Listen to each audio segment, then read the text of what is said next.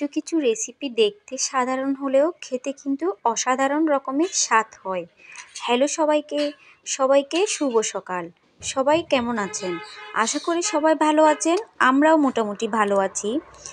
এই তো ব্লগটা সকাল থেকে শুরু করলাম। সকালে নাস্তা বানাচ্ছি। আজকে সেমাই বানাচ্ছি দুধ দিয়ে, চিনি দিয়ে, লং এলাচি দিয়ে সুন্দর করে সেমাইটা বানিয়ে নিয়ে আমরা সকালের নাস্তাটা করে নিলাম। নাস্তা খাওয়ার পর একটু চা না খেলে আমার ভালো লাগে না। চা না খেলে মাথাটা ব্যথা করে।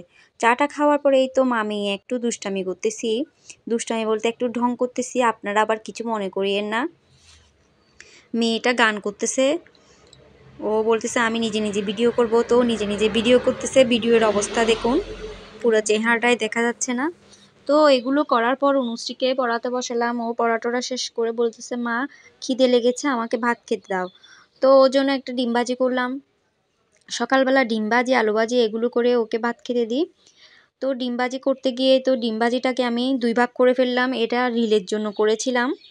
তো ডিম ভাজি হয়ে গেছে, ওকে আমি বাটি করে ভাত খেতে দিয়ে দিলাম। এদিকে আমি দুপুরে রান্নার জন্য সব কিছু রেডি করে নিলাম। আজকে রান্না করব দেশি আলু, ঢেঁড়স, তারপর হচ্ছে শসা দিয়ে, ছোট চিংড়ি মাছ দিয়ে, তারপর তিতকরলা আলু দিয়ে ভাজি করব। তো সব কিছু কেটে কুটে রেডি করে নিলাম। এই তো 5 ফোড়ন দিয়ে তিতকরলা আলুগুলো আমি ভাজি করে নিলাম। সামান্য হলুদ লবণ দিয়ে, কাঁচামরিচও দিয়েছিলাম।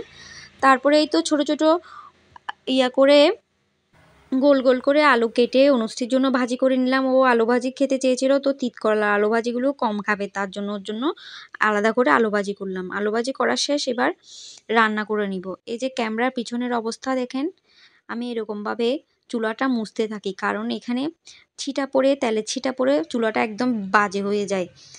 তো এদিকে আমি তরকারিটাও বসাই দিলাম। পরিমাণ মতো তেল দিয়ে আলুগুলো ভেজে নিলাম। আলুগুলো যদি একটু ভেজে নেন তাহলে খেতে অনেক মজা লাগে। তারপর পেঁয়াজ কুচিও স্বাদ মতো লবণ দিয়ে ভেজে নিলাম। একসাথে আমি চিংড়ি মাছগুলো দিয়ে দিলাম। চিংড়ি মাছগুলো একটু হালকা ভাজা হয়ে গেলে সবজিগুলো দিয়ে ভালো করে স্বাদ মতো লবণ দিয়ে আমি ভেজে নিলাম। ভালো করে ভাজা হয়ে গেলে সব মশলা দিয়ে ভালো করে কষাতে থাকলাম। ভালো করে যখন কষানো হয়ে গেছে তখন আমি এখানে পরিমাণ মতো জল দিয়ে ঢাকা দিয়ে দিলাম। তরকারিটা দেখতে সাধারণ, কিন্তু খেতে এত বেশি স্বাদ হয়েছিল বলার বাইরে।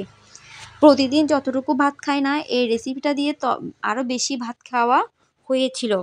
তো রান্না বান্না শেষ, আমি আমার হাজব্যান্ড অফিস থেকে চলে আসছে, ওনাকে ভাত খেতে দিয়ে দিলাম। তখন আমাদের স্নান টানও হয় নাই, উনি তাড়াতাড়ি চলে আসছিল। তো ওনাকে ভাত দিয়ে আমি স্নান টান করে অনুশ্রী আর আমিও ভাত খেয়ে নিলাম। ভাত খেয়ে আসার পর দেখতেছি আকাশের অবস্থা এত বেশি খারাপ। তখন প্রায় 2:30-3টা বাজতেছে। তখনই লাগতেছে সন্ধ্যা হয়ে গেছে, এমনভাবে কালো করেছে। মোবাইলের মধ্যে একটু কালোটা কম বোঝা যাচ্ছে ক্যামেরার কারণে। এত বেশি কালো হয়ে গেছিলো। কালো করে এত বেশি বৃষ্টি হয়েছে বলার বাইরে। ঝড় বৃষ্টি একসাথে, কারেন্ট ছিল না দুপুর থেকে। এই তো সন্ধ্যাবেলা অনুশ্রী বাবা অফিস থেকে চলে আসছে, আমাদের জন্য পরোটা নিয়ে আসছে। পরোটা দিয়ে চা খেলাম। টাটা সবাইকে।